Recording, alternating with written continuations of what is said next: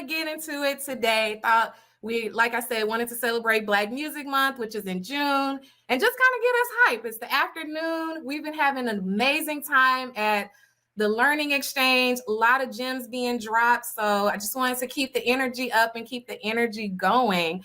So again, welcome to our panel today, which is the future of leadership, embracing virtual teams and distributed workforces. And so during this panel, we're going to delve into the opportunities and challenges of leading virtual teams and distributed workforces in an ever-changing remote work environment. So whether you're working in a corporate environment or freelancing, you have to deal with stakeholders that may work in different virtual environments or could be located in different parts of the United States or the world. So we have some amazing panelists that are going to provide some good insight on how to navigate the virtual teams and distributed workforces. And so I'm going to start the introductions. My name is Veronica Reed, and I'm the moderator for the panel this afternoon. And for accessibility purposes, I'm in my early 30s. So it might be mid 30s, but I'm going to claim early 30s for at least another year.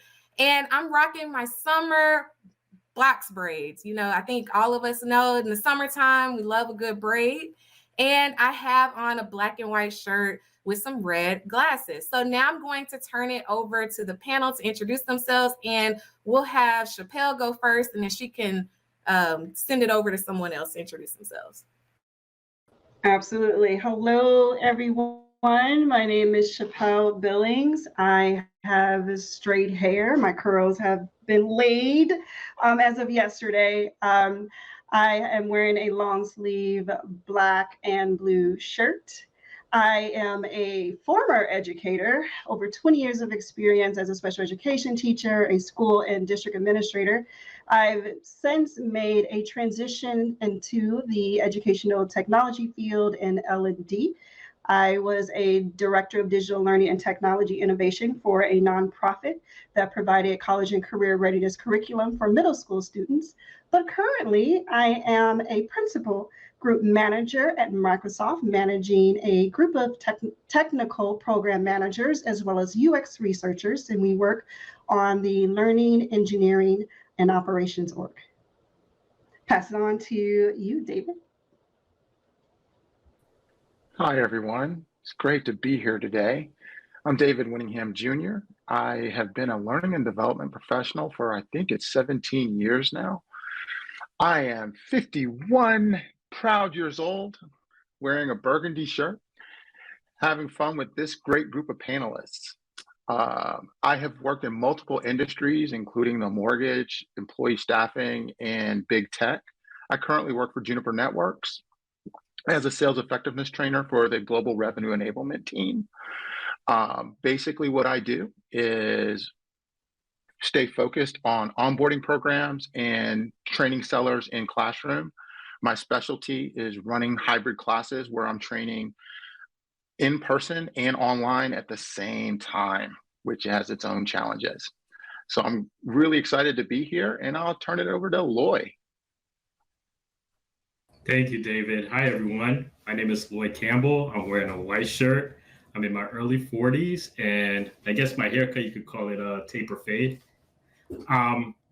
I've been working at Microsoft for about a year now, just celebrated my 1-year anniversary. I'm a senior business program manager and learning strategist for the customer support unit. So I support over 10,000 cloud solution architects, as well as managers across the globe. I've been in L&D and education technology for over 15 years. So I've worked in the university system, I've worked for International Cruise Line, and now I'm back in technology. Thank you. All right. Hey, everyone. And I'll pass it off to Kijaffa. I'm sorry. It's okay. It's okay. Hey, everyone. My name is Kijaffa Hall. I am in my late 30s. My late 30s, rocking my curly teeny weeny afro today, wearing a white shirt with a playful print on it. I am the CEO and founder of Kijaffa Hall Virtual Services, where I support organizations in building a business and learning strategies for their organizations. My background has been in higher education, but I have done a lot of different roles in that, from overseeing admissions to doing training and development, a lot of organizational development. But I'm excited to be here today to talk about virtual teams. Awesome. Thank you to our amazing panelists. All right, so before we kind of get into our panel, just a quick few housekeeping items. Please keep connecting and engaging with us via chat. If you have a question, please drop it in the Q&A portion so we'll make sure we get to it. And before we get started, we want to share a quick poll. So we want to understand kind of where you are. Are you currently leading a team? Do you hope to lead a team? So just answer that question so our panelists kind of have an idea of who's in our audience today. All right, so see some of the votes coming in.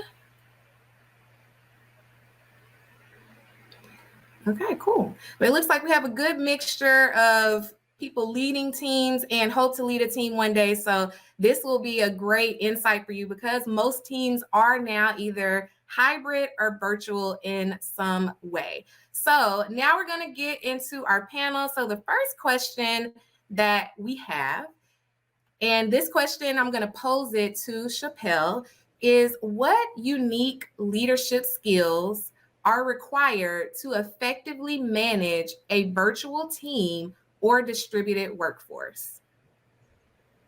Thanks, Veronica. I've had some time to think about this. I've led various teams, whether it's in person, fully remote, or a hybrid, and there are several principles that I have identified that I believe has contributed to the success of my teams.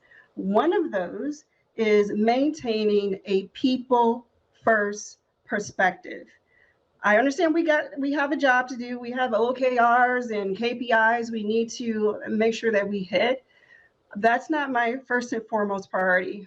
My first and foremost priority is to my team, establishing a relationship with those who I work with those who I manage. We are whole individuals with whole lives, and work is only a small portion of that. So as a leader, I lead from a sense of support, lead from a sense of empathy. And within that, I want to ensure that I have those one-on-one connection points with my team. So those one-on-one meetings with individuals on my team is important. I want to get to know them as individuals, and depending on their level of comfort.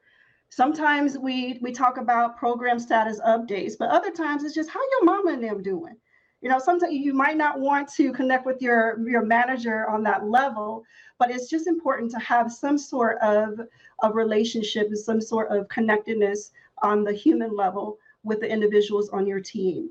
When I'm engaging in those one-on-one conversations with the individuals on my team, I look to see how I can support them in understanding their goals and aspirations, understanding what do they need to be successful in their role. All of those is important. And when I end those one-on-one meetings, I end with the same question: how can I best support you? Or how can I support you better? That's coming from a genuine place of leadership, is coming from a genuine place of support, and it's also coming from a place of receiving feedback from myself, because I would like to grow as a leader, and your feedback will help there. The next principle is developing that sense of community and trust. So once I've established that relationship with the individuals on my team, if I'm a consultant, it would be the stakeholders on my team, understanding what do they need, understanding their goals. But within leading a team, establishing that sense of community and trust. What type of team do we want to be? What brand do we want to have across the organization? This is how I talk to my team all the time, so they get all pumped up. And then we're creating a team charter together, and that creates a sense of collaboration, a cohesive team environment. So when they're out there in the world doing what they do across the other the organization, they know that when they come back to the team meeting, they are safe, they have equity and voice, they are able to contribute their ideas freely, their voices will be heard, their hard work will be acknowledged. My team begins every meeting with a praise report. So they're dropping their praise. Who helped you this day?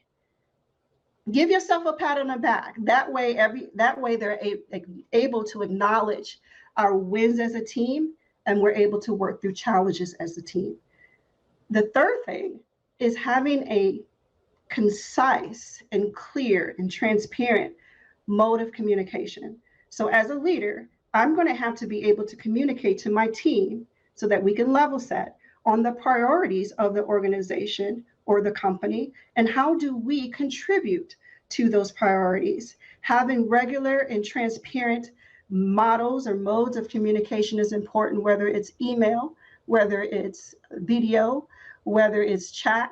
In those one-on-one meetings, I ask my team, how would you like to be? What is your preferred method of communication?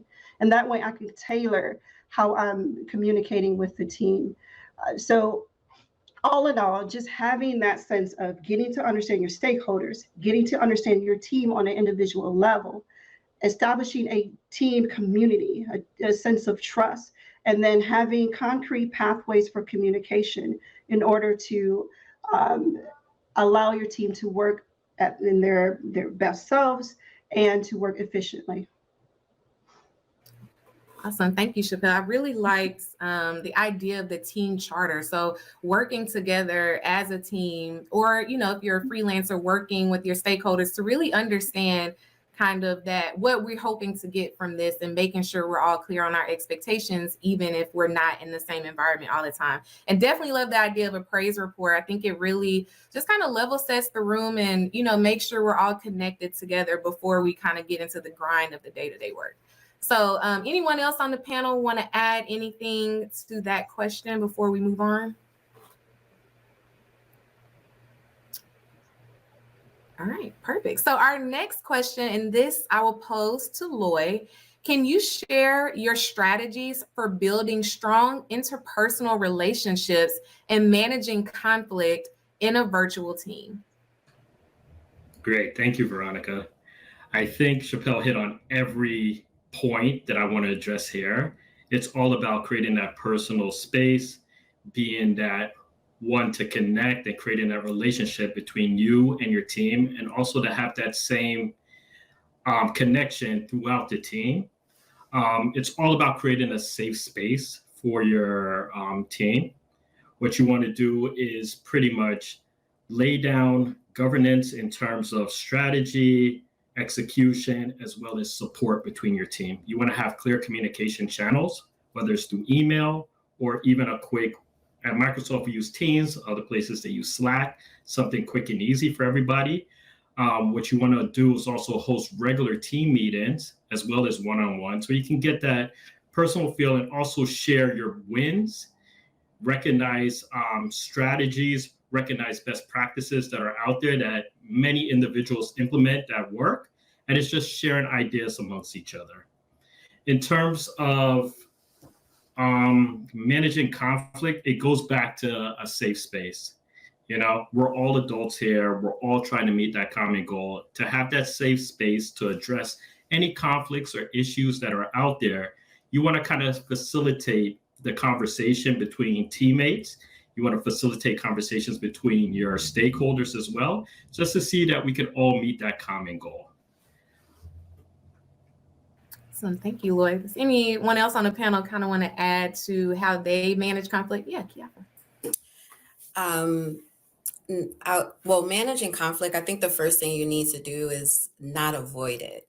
I think that a lot of times people tend to push it aside or try to I just won't deal with this person, or I'll limit my interaction. But if you're leading a team, those behaviors are just going to continue to exacerbate. It's going to isolate them from the team. It's going to make it hard to finish projects. And there's a way to say, hey, I see something's happening, and find out what's going on, and figure out solutions to address it, versus ignoring it and thinking it's going to work itself out, because that's usually not the case. And then depending on the type of environment that you're working in, right, it's going to become a bigger issue for the organization and probably for individuals. And no one wants to deal with that red tape or those issues. So I think not waiting for it to get worse. If you see it, reach out, stand in the discomfort of it, and be open to figuring out solutions. But another part of it is also knowing the people that you work with. And I recently was working with a team who was working on updating their strategic plan. And one of the pieces they put in for onboarding was that every team member would schedule a one-on-one with a new hire that was not work related. And they really wanted individuals to connect with this person in a way that had nothing to do with their job, just maybe sharing a hobby or having lunch or getting to know them. And so I really appreciated that thought process, because they realized that the person and their abilities was beyond just the work that they were doing, but who they were.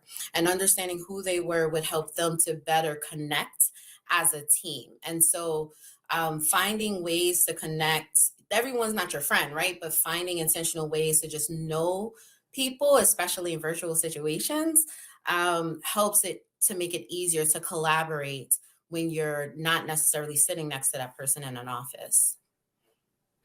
Awesome. Thank you for that. And I definitely want to highlight the point of it is very important to make sure you just go ahead and address the conflict. Because like you said, a lot of times we kind of hide from it. And, just realistically speaking, as Black folks in the workforce, sometimes it's a little difficult because we have to navigate things a little bit differently as well as we kind of manage that conflict. So I think that is a great point to highlight. And also making sure that you do create that safe space. Like Loy was saying, safe spaces are important so that people on your team feel comfortable coming to you and know that you're providing an opportunity for them to, learn from their, background. So David, I know you kind of had a comment as well. Well, just keeping in to the spirit of our discussion, one thing about virtual teams is we do see, and managers need to be prepared for, the different types of interpersonal conflict that can occur simply because we're virtual. It's almost like personal social media, those type of problems, not understanding or getting your feelings hurt or those type of situations because it was written and they didn't hear it because we're not face to face. So as managers, we have to be prepared for those miscommunications on the written word, just like we would if it was a text message, because we can't hear voice inflection, and hiding behind your screen and things like that. So that's something I know in some of the organizations I've worked for that we've been focused on. Thank you, David. And that's a great point, because I think in the era of social media, people kind of use their keyboard warriors. So a lot of times people get real brave when they're behind the keyboard and they're not face to face. So being intentional about your messaging and making sure people understand, your tone of voice, even if you have to communicate, through email or through chat, is very, very important. All right, so we'll move on to our next question. This I'm going to pose first to Kijaffa. Could you talk about a challenge that you faced leading a remote team and how you navigated through it? Yeah. So during the pandemic, I was still in higher ed and we transitioned to being virtual. And so I think it was exasperated by just the anxiety of the pandemic, but we had a lot of siloing that was taking place. Like, even we're using Slack, people were used to seeing each other on a regular basis, seeing each other in the office, having, their own water cooler conversation, but they had not found a way to really adapt to using Slack. We were using Teams. So using Teams to talk to one another and to engage. And so that was making it more difficult, not only to build new processes during the pandemic, but also to get them to finish projects. And so really finding creative ways to include engagement, to get them to talk to one another, to not feel like just because you're at home, you know, all you have to do is submit your emails and your work and that's it. So for me, it was reaching out one-on-one to say, hey, what's going on? Keeping the routine of our morning check-ins and our weekly report outs. And also just asking people, how are they doing? So that was it's hard, right? You're dealing with a lot of life things that were beyond their control. And that happens with virtual teams. A lot of people start to consider their work-life balance differently than if they're working, what I've seen, than if they're in a traditional 9 to 5. And so if you are also considering that something in your home is impacting you in some way, then I also have to figure out how is that also going to impact the larger team and what I can do to make sure that you stay focused on the work, even though you can't physically see everyone that's there. On the other side of that, now working with organizations, I'm finding that engagement is low in the summertime. And so teams are more apt to, they're a lot more contract workers. And so they find ways to not be as available in the summer than they are in the winter. That's because they're on vacation. And so remembering, you still have to put in your reports, you still have to give updates. And so, like I said, I think routines are really good. Having team rituals that people appreciate, finding creative ways to do engagement activities keeps that reminder that there are other people on the team, and not to just let the work become a bunch of tasks that you're checking off on, you know, Slack or Asana or whatever project tool that you're using. Awesome. I like that you mentioned, you know, when you're kind of addressing the challenge or navigating through it, you know, sometimes just going to someone one-on-one and having that conversation of, hey, let's work together. How can we kind of move past this or just make sure we're working effectively, I think is very important. So anyone else on the panel want to talk about a challenge they face and kind of how you navigated through that? Yeah, I'll take that one, Veronica. Managing talent across the globe. Working with international teammates or different time zones is also a big challenge. Sometimes as a leader, you do have to adjust your schedule just to make everyone feel included, as well as find creative ways on how to have that person involved. If there's a big organizational meeting or a readout that we have to do, we have people across the globe who will record videos and will play the videos during our meetings. So they do feel included. We also record our meetings and we share that out. We schedule our one-on-ones and we also just discuss concepts or ideas that pop up. So it's kind of keeping that open forum. We have many tools such as Teams and Slack that can keep real-time communication going, but it can also host recorded sessions or save in messages for later. Sorry. And one other recommendation I would have that I found is really helpful for me is having like Zoom drop-ins. And so just having an hour or two during the day where the Zoom is open and anybody who wants to just work in the space, you don't have to talk to each other. You don't even have to like be working on the same project, but it also creates a space where everyone's kind of in the room, almost like a conference room, and everyone is just working on their own stuff. And I think that that has also allowed people to feel like, all right, well, I'm not forced to keep my screen on, but I don't, you know, it's a different feel than just sending a message in Slack. And sometimes that works, sometimes it doesn't, but also that's another strategy for trying to keep that connectedness for teams. Yeah, that's a great point. Sometimes, you know, and understanding who your team is. Like everyone is different. Some people like the connection stuff. Some people would rather not be bothered. So just providing different types of opportunities for people to connect is very important. And one thing I want to highlight that Loy said, as a leader, you know, you have that responsibility to kind of go the extra mile and kind of do and provide different types of activities and things for your team, just because, you know, if you're a leader, you should be getting paid to do that. So, you know, you have to kind of set that strategy and really think through, you know, how can I make sure I'm engaging my team? How can I make sure that we all still feel connected as well? All right, so we'll go on to our next question. And so this question, I'll pose it to David. In what ways are organizations redesigning their training programs to prepare leaders for the future of distributed workforces and virtual teams? I thought a lot about this question, and we're here now. It's not even the future. So organizations, at least some of the ones I've worked for, we're really focused on a lot of the things we've already been talking about. One of the most important training topics right now is the actual platform that virtual teams use to communicate. Um, Unlike ever before, post-COVID, this is our main form of communication. So whether it's Teams or Zoom or Slack, understanding how to use a platform, what its capabilities are, will help managers communicate and manage their teams through interaction.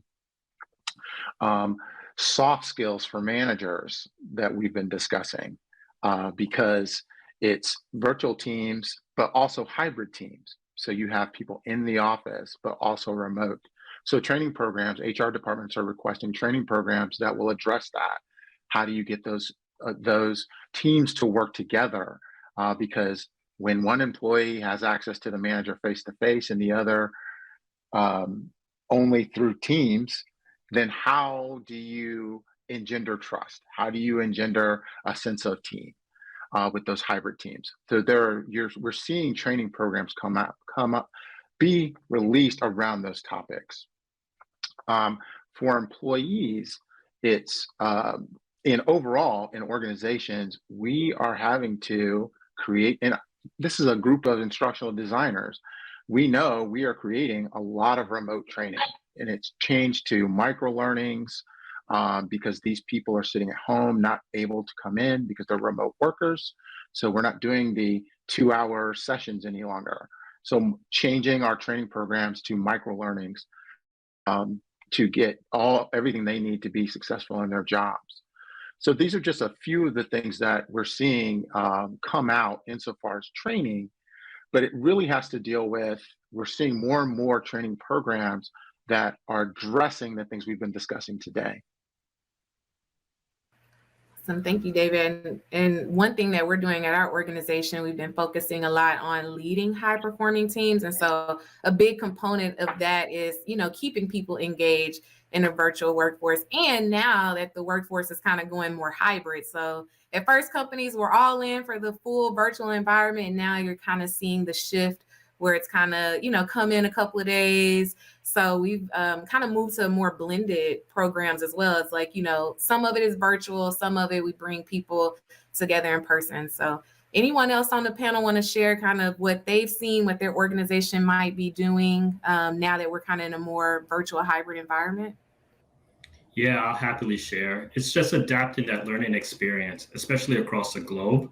What you want to do is kind of just present different modalities to get that training out. You also want to leverage a train the trainer approach. Maybe something works in the Americas, but it's a different approach in the EMEA region or in APAC, where you can train somebody who's certified to deliver that content and work with them to deliver it to their audience there.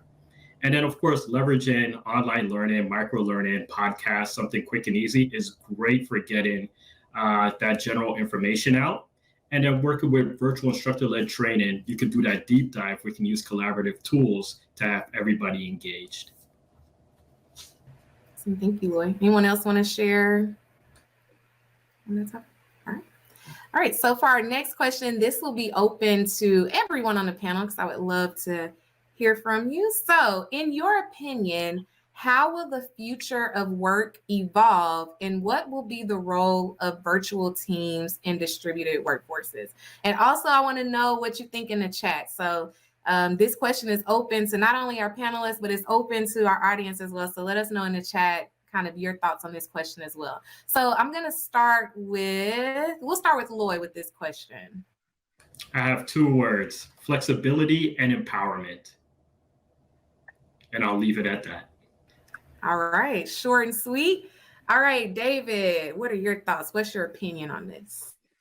We'll never go back pre-COVID. Employees today, they're looking for hybrid and remote roles. the employees that used to work full time in the office, now post COVID, they kind of want to stay home.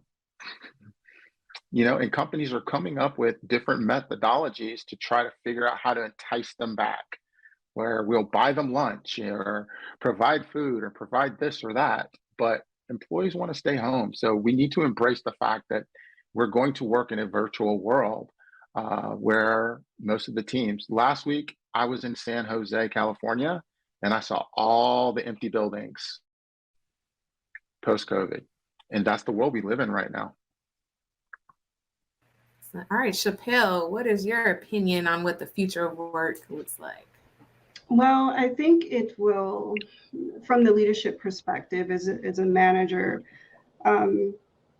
shift to how to coach in a virtual environment. So as a leader, if I was in a school or on campus or at the office, I would be able to get a sense of the pulse of how my team is feeling, what is the culture like today. And that's a bit different to be able to identify in a virtual environment. So I'm just seeing some more organizational psychology training for leaders to be able to navigate those conversations and the challenges. If some people are in remote environments, but they might still want those interpersonal connections. So how do you as a leader support those who need those connections? So I'm just seeing a bit of a shift from training outputs from L&D to more of a psychological perspective as well. Kijaffa, what is your opinion on how do you think the future of work will evolve? Yeah, I 1000% agree with Chappell about the coaching aspect. I think that is, and when we talk about training, I do think that there needs to be a lot more emphasis on training leaders and future leaders on what it looks like to work in virtual environments. It's not the same as being face to face. And I think in some ways people have gotten a little complacent about what leadership looks like because you can see someone. But I think along with the coaching part, there is going to be a shift in what how hierarchical organizations are going to be. They're going to become more flat, I believe, because individuals are learning how to use their skills in a variety of different ways. And so this fluidity in talent and skills and knowledge is going to shape how organizations are looking, how people can work together and collaborate. And that need for flexibility means that you're going to have to learn how to drop people in and out a lot more than just relying that someone's going to stay with a team or a project or an organization for these long hauls. And so organizations really should think about flatter, more mobile opportunities for individuals. And what does that look like for making your organization continue to be agile? Because I think that's another piece that came out of the pandemic, the lack of agility to adjust to new trends and new situations. And the workforce is requiring it. They don't want to feel like it's still the status quo, and they are learning how to create opportunities for themselves. And so if organizations still want to be viable, they want to keep up, they're going to have to learn how to flatten some of those layers from leadership, and how do they get teams to work more collaboratively and flexible. I wanted to build on that. The idea of upskilling right now is extremely important as we move into, as Kijaffa said, new technologies. We have AI coming, so you got to get prepared for this new shift in tech. So that means, where are you now? Setting a goal, a professional goal or course, and then what type of training is going to get you there. So just making sure that you prepare your training experiences that are future focused in order to upskill your team is important. Awesome, thank you. All right, so as we kind of close it out, I'm going to pose one last question to our panelists. They didn't know I was going to ask this question, but I promise it's not that difficult. So, for anyone that's listening that is a leader or want to kind of move into a leadership role, what are some tools or resources you suggest that they can utilize to be an effective leader of a virtual distributed workforce? So let's see, I'm gonna put David on the spot first. What are some things that you kind of look for, podcasts or maybe books or articles that can help a leader get prepared? Oh, let's see. The first piece of advice would be, of course, become educated and well-skilled in their current role or the industry or whatever they're interested in. I would say one of my favorite books are The 7 Habits of Highly Successful People. I know it's a little bit older, but I think it gives you a baseline on yourself, but also how to relate with people. And considering we're talking about virtual teams coming up in the future, it's going to take them a long way. That would be my recommendation. Thank you, David. All right, Kijaffa, what are some kind of tips that you have? So the first one is follow me over to my session at 4:00 because I think social media is where you should be, where you're going to find a lot of information, best practices, connections, resources. So I think that's a really big one. And I think finding ways to reapply the skills that you already have in creative ways. So if you are, someone in the chat earlier said that they weren't sure if they wanted to be a leader, but I think we don't realize that we are leading by example in a lot of ways, and people will see something unique that you're doing and want to emulate that in some way. And so I do think just finding different ways to utilize what you already have creatively, professionally is definitely a tip and tool, because it strengthens your ability, like I said, to be adaptable and to find new opportunities, and then find ways to have others to utilize those opportunities. So. All right, Loy, what are kind of your tips for leaders upskilling and making sure they're ready to lead those virtual teams? Mentorship. Never be afraid to ask somebody to be a mentor. You're not the first person to ever do it. There's someone else who have done it before. Don't be afraid to reach out on LinkedIn. Don't be afraid to go across organizations to find somebody. And it's simple as asking a question. And that leads to a relationship, and you will definitely learn a lot. And to close it out, Chappel, what are some of your tips for leaders to make sure they're upskilling and ready to lead these virtual teams? Well, I come from an education background, so I always pull from that. For my team, is about coaching. I can't go in and fix every situation or challenge that may arise. So those one-on-one meetings or connections is essential in the support that you're able to give your team. So if there's a challenge that one of my team members, or a conflict that they're facing with another team member, we walk through what does it look like to unpack that challenge.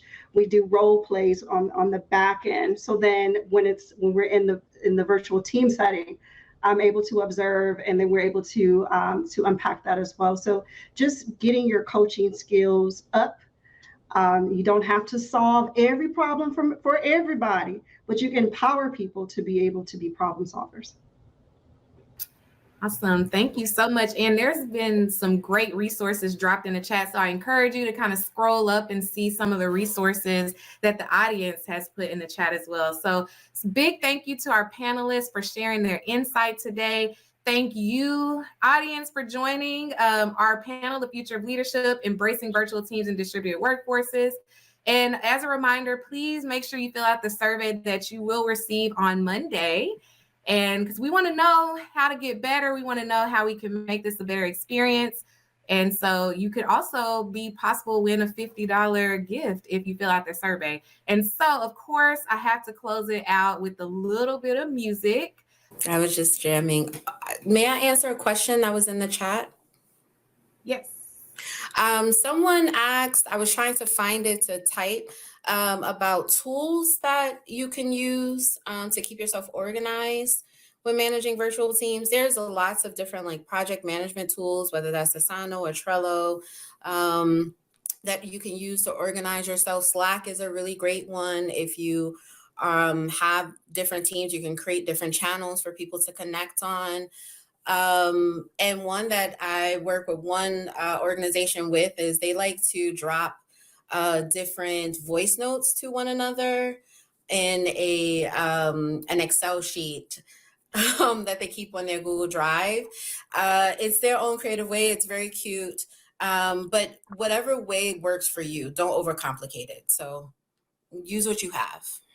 Thank y'all again for joining. Have a great weekend. And make sure you check out the next sessions, including TikTok Taught Me. I'm excited about that one.